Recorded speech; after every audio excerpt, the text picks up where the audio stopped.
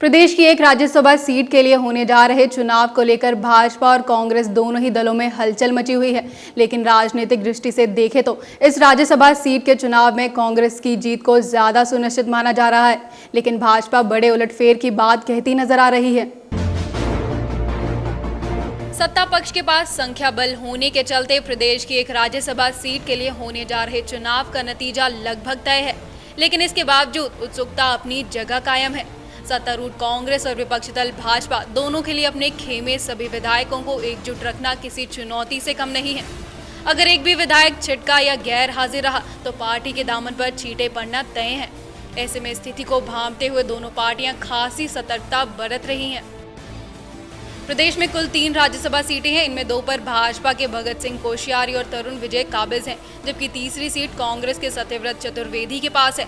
आपको बता दें कि सत्यव्रत चतुर्वेदी का राज्यसभा का कार्यकाल 2 अप्रैल को समाप्त हो रहा है। इन दिनों इसी सीट के लिए चुनाव प्रक्रिया चल रही है और 30 मार्च को मतदान होने हैं। भाजपा हो या कांग्रेस, दोनों ही दलों ने इस चुनाव के लिए अपने अपने प्रत्याशी मैदान में उतार दिए हैं। लेकिन दिलचस्प बात यह कि अकेले दम पर इन दोनों ही पार्टियों के पास विधानसभा में बहुमत नहीं है। हालांकि कांग्रेस के पास सरकार में सहयोगी बसपा, उखराद पी और निर्दलियों को मिलाकर सुविधाजनक बहुमत जरूर है, जिसे उसने साबित भी कर दिया है।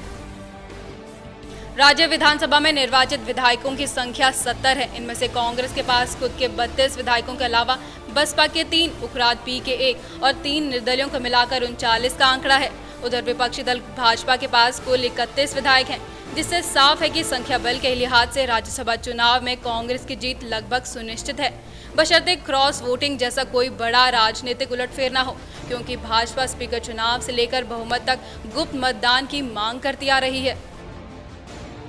ऐसे में अब भाजपा के समक्ष सबसे बड़ी चुनौती ये है कि पार्टी के प्रत्याशी को उसके सभी 31 विधायकों को मत मिले, क्योंकि जिस तरह से पिछले कुछ दिनों से राजनीतिक हलकों में ये चर्चाएं चल रही कि कांग्रेस भाजपा में सेंधमारी की कोशिश कर रही है।